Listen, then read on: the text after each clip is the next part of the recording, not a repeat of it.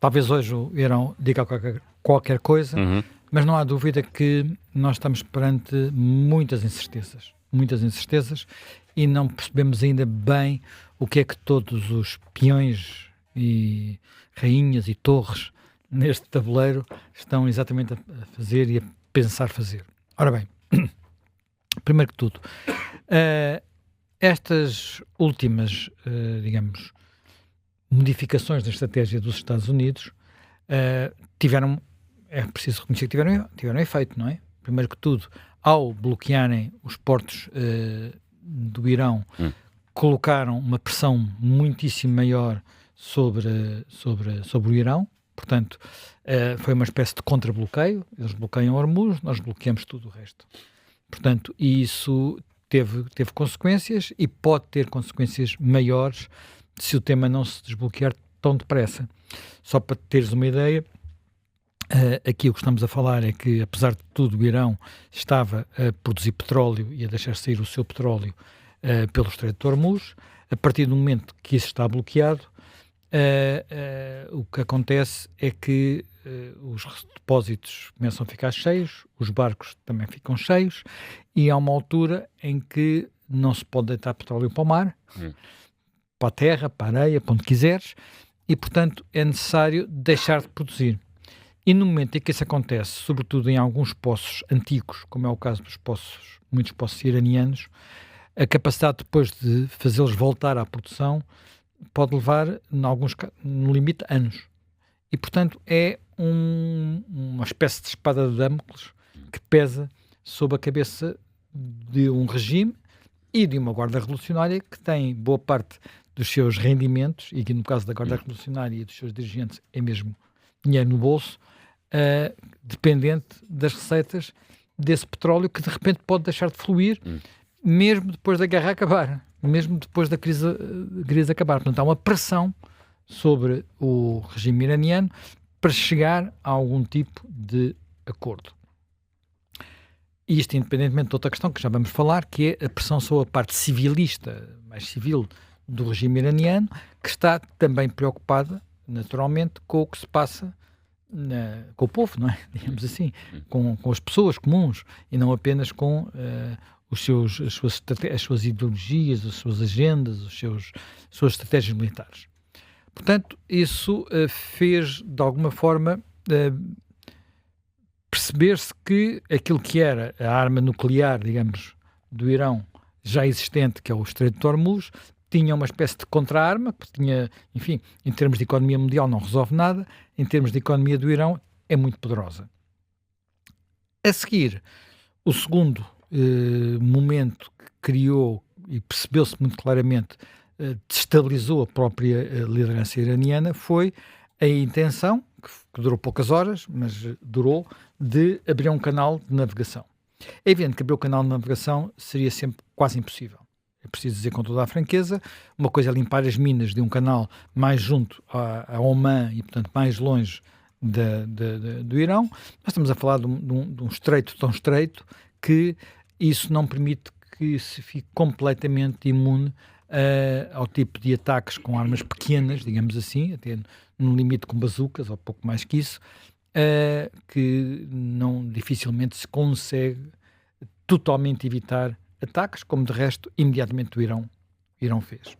E aqui se percebeu que as limitações, quer dizer, era uma pressão grande, porque a partir do momento que havia a esperança de manter, de repente virar o jogo, isto é, a parte da economia mundial começava a aliviar e a parte da economia iraniana continuava a apertar, a reação do Irão foi muito violenta, portanto, no limite colocando em causa o cessar-fogo, porque disparou designadamente contra os Emirados Árabes Unidos, e além de disparar contra navios, os efeitos disso não foram brutais, mas foram importantes, e há aqui uma questão que também nós já temos informação sobre isso, enfim, é sempre informação discutível, é que mesmo essa ação do Irão causou frições dentro do regime. Isto é, a parte mais civilista, portanto estamos a falar daqueles que estão a tentar negociar, ou que dão sinais de tentar negociar,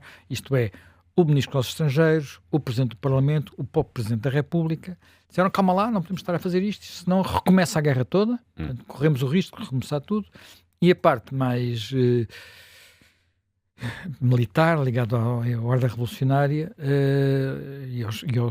digamos, ao aparatos de segurança, foi quem levou isto pela frente, e aqui, aparentemente, também se percebeu que é este setor, este aparato, que tem acesso direto ao líder supremo. Sendo que é preciso ter noção de que a forma como o regime está a funcionar é, eu diria, quase sincopada, porque o líder supremo está ferido e escondido, não contacta sequer diretamente com os outros dirigentes, é tudo feito por estafetas e interposta a pessoa. Portanto, nem é feito por meios eletrónicos, porque há medo de que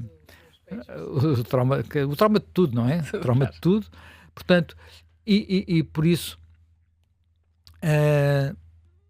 temos uma situação em que aparentemente quem está por cima são os mais radicais, é a Guarda Revolucionária, é a sua liderança, e são eles que têm o ouvido do líder supremo de Mustafa Khamenei. Ora bem, se isto está a acontecer, também se percebe, quer dizer, não sei até que ponto é que isto pode significar aberturas e transformações do regime, não há sinais que isso possa acontecer, mas há pelo menos dúvidas sobre aquilo que possa ou não vir a ser a resposta de hoje, como aquilo que possam vir os próximos tempos. Porquê? Porque é que está eventualmente hoje em causa? Por aquilo que foram as fugas de informação de ontem, ou informação selecionada. Os Estados Unidos estão a tentar chegar, portanto, via Paquistão, via Egito, sobretudo Paquistão, Egito, porventura também a Turquia, porventura outros canais, a Arábia Saudita, a procurar chegar agora, nesta primeira fase, a um entendimento muito básico, uma folha A4, com temas que terão que ser acordados nos próximos meses. E com base nesse acordo básico, começar a reabrir o estreito e também dar como contrapartida algum alívio, não diretamente das sanções, mas libertação de fundos que estão bloqueados do Irão. Há muitos milhares de milhões de dólares bloqueados do Irão, portanto, e isso seria uma espécie de pequena torneira uma pequena ou maior torneira que se começava a abrir. Porque repara, neste momento há uma coisa que é curiosa. Há petróleo iraniano que já saiu do estreito, mas que está parado nos mares do mundo, porque quem ia recebê-lo tem receio de sanções secundárias dos Estados Unidos. Portanto, as pessoas dizem que o poder económico é o poder económico ainda, e portanto não é só o poder militar. Às vezes houve pessoas a dizer que isto não está nada a funcionar. Mais calma. Agora, dito isto, o grande ponto de interrogação, a grande dúvida, o grande tema é saber o que é que eventualmente possa ou não sair de um acordo com o Irão.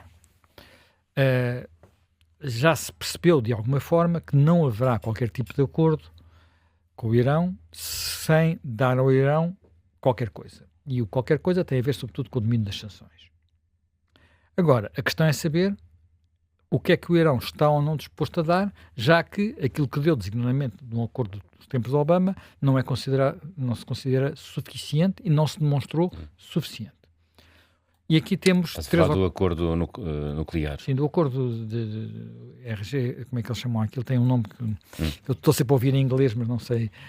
Traduzir diretamente para o português. Mas tinha a ver com a questão nuclear iraniana. Tem a ver com a questão nuclear iraniana. Agora bem, os objetivos que se pretenderam atingir nesta guerra têm muito a ver com a questão nuclear, mas não só. E que, de alguma forma, a guerra comprovou que essas questões existiam. Temos aqui o domínio, primeiro que tudo, o domínio da capacidade ou não de o Irão um dia ter arma nuclear. Repara, o Irão não precisa, mesmo que consideremos que tem necessidade de ter centrais nucleares para o seu sistema energético, como se imagina, é discutível num país que tem aqueles recursos energéticos, mas enfim, mandando isso de barato, não precisa de urânio enriquecido com aquele grau de pureza, a não ser que tenha um objetivo de construir uma arma nuclear. E isso tem sido para onde o regime, no tempo do Khamenei Pai, conduziu recursos infindos, imensos, à conta muito da pobreza do povo iraniano e, portanto, e de sucessivas crises económicas, independentemente das sanções. Portanto, foi uma opção de fazer isso para prosseguir uma agenda que era uma agenda de hegemonia, não só a hegemonia regional por um lado, mas como por várias vezes chegou a ser verbalizado, de destruição do Estado de Israel. Portanto, houve quem verbalizasse isso abertamente nestes últimos anos. E, portanto, essa ameaça é uma ameaça com que Israel não pode viver, já falei disso aqui várias vezes, porque, de facto, já, aquelas lideranças já fizeram muitas coisas que mostram que não possuem limites, portanto, é uma liderança ideológica que não possui limites, e, portanto, e não pesa, como se mostrou de resto na guerra Irão-Iraque, não pesa o número, não se preocupa com o número de vítimas, portanto, desde que obtenha os seus objetivos ideológicos, o número de vítimas são até sacrifícios, portanto, são vistos como sacrifícios, como martírios, não são vistos como vítimas. Portanto, temos esse problema da questão nuclear, e a questão nuclear coloca-se a vários níveis. Coloca-se no nível daquilo que é o mais perigoso, que é o que está enterrado debaixo da montanha, depois dos ataques da Guerra dos 12 Dias de junho do ano passado, está quase a fazer um ano, ficou enterrado, mas não ficou destruído, porque era visualmente impossível destruir, mas está lá enterrado, não se sabe exatamente em que condições e não se sabe como é que se poderia ou não tirar de lá. Mas isso é apenas a parte mais crítica, porque estamos a falar de urânio muito perto do grau necessário para fabricar uma arma nuclear, mas depois há urânios, há outras quantidades muito grandes noutras condições, em outros locais, e que, em termos de conseguir uma solução duradoura, devia este acordo estabelecer que esse urânio, por simplesmente, deixava de estar no Irão, ou era ou regressava ao seu estado de impureza inicial, portanto, sem permitir o tipo de enriquecimento. E, portanto, estamos a falar do urânio que está enriquecido a 65%, salvo erro, não sei se o número é este. Os números, aquilo que deveria ser permitido era chegar até aos 3,5%.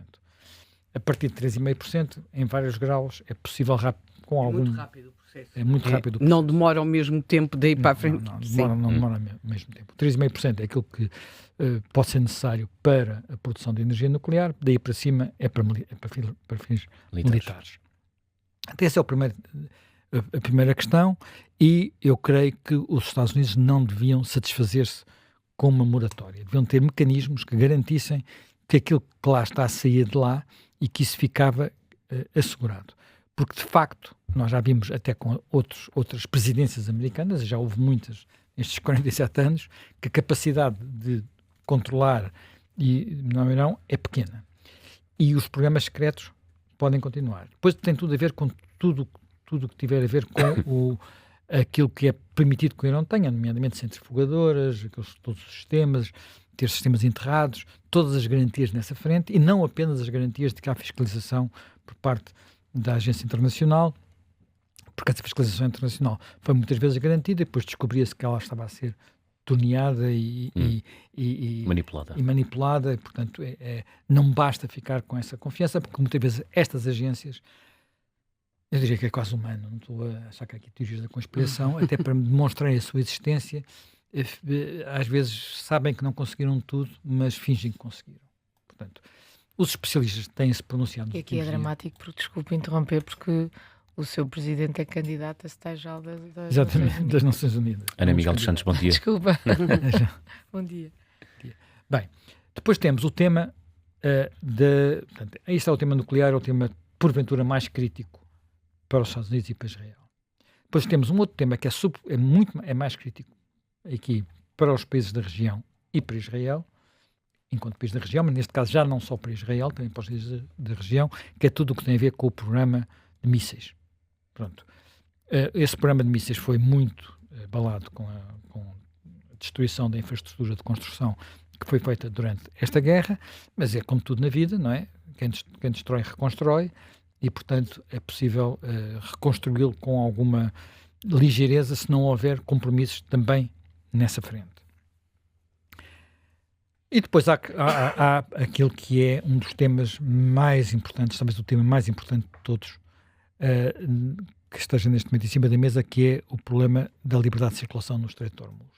Aquilo que tem que ser o objetivo dos Estados Unidos é regressar à situação existente antes da guerra.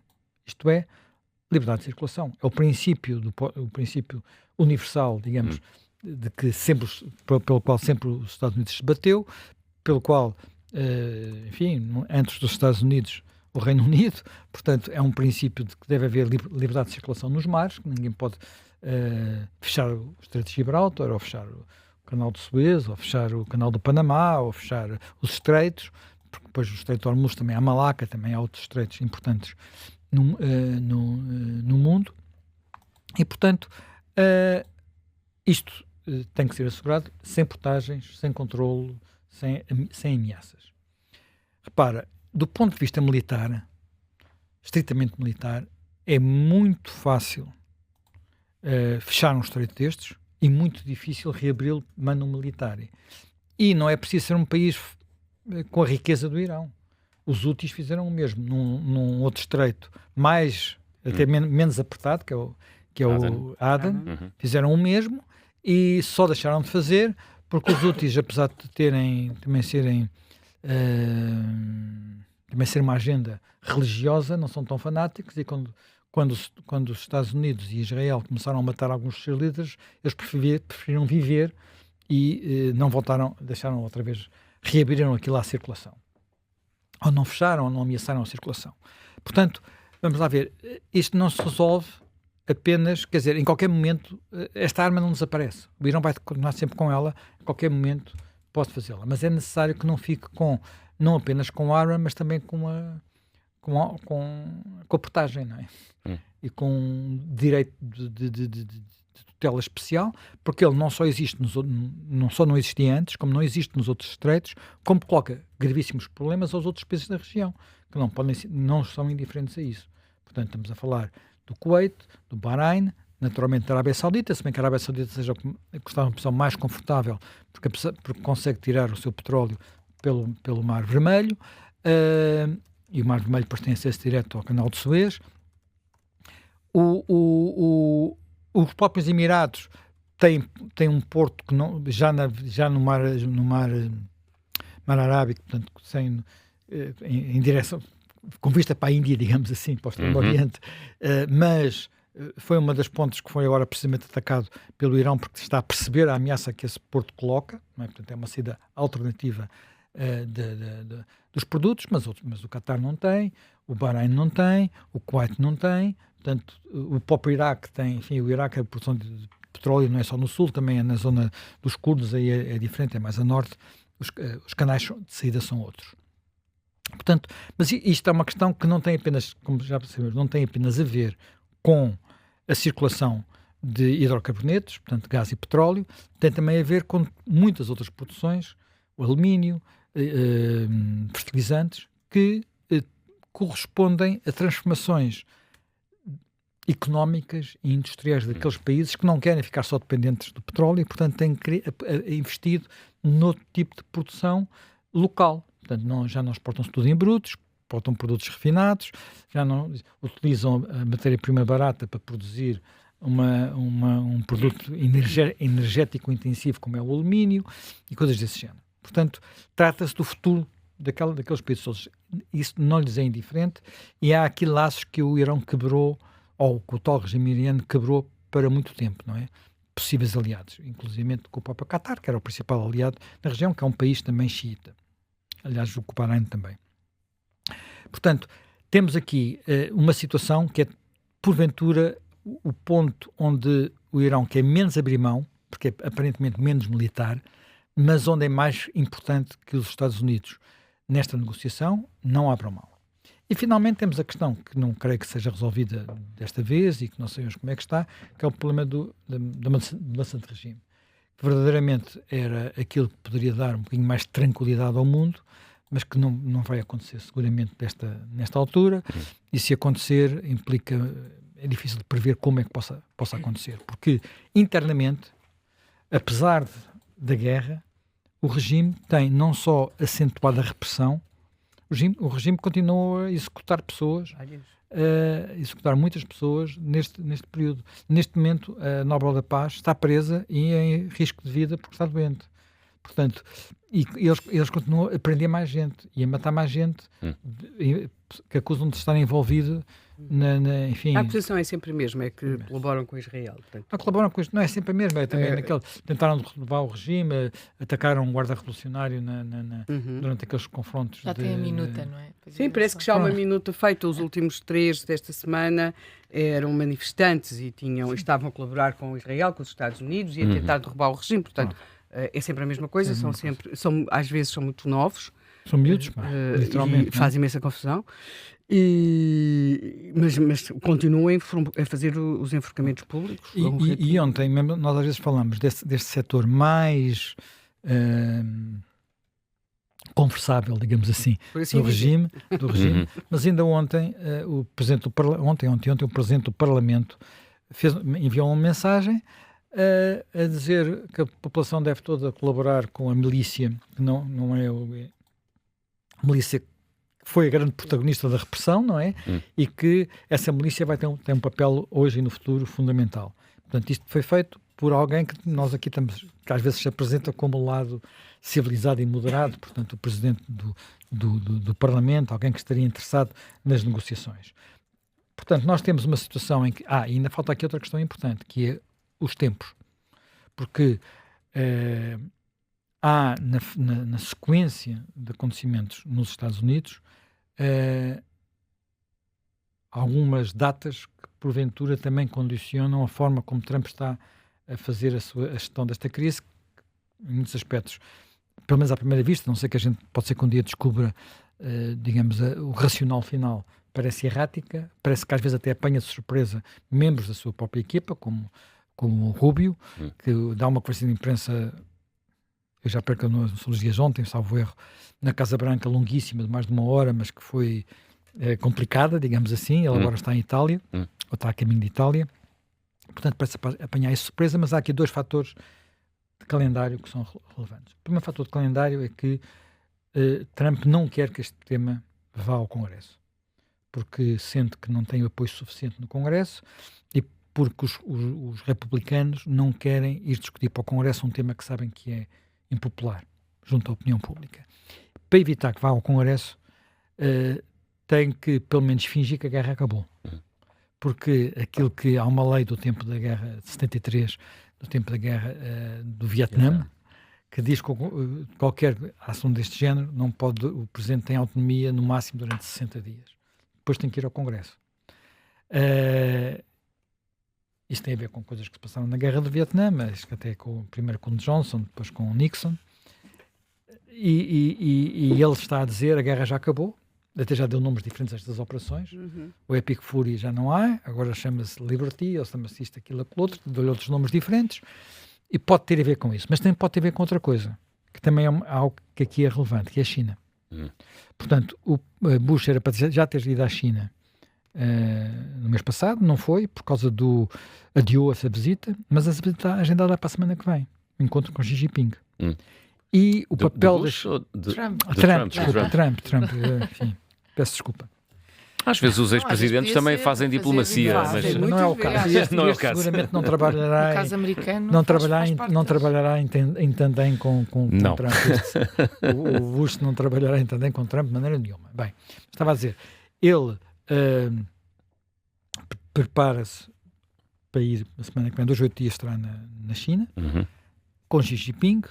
E o papel da China neste conflito é difícil de perceber exatamente qual é que é. Porquê?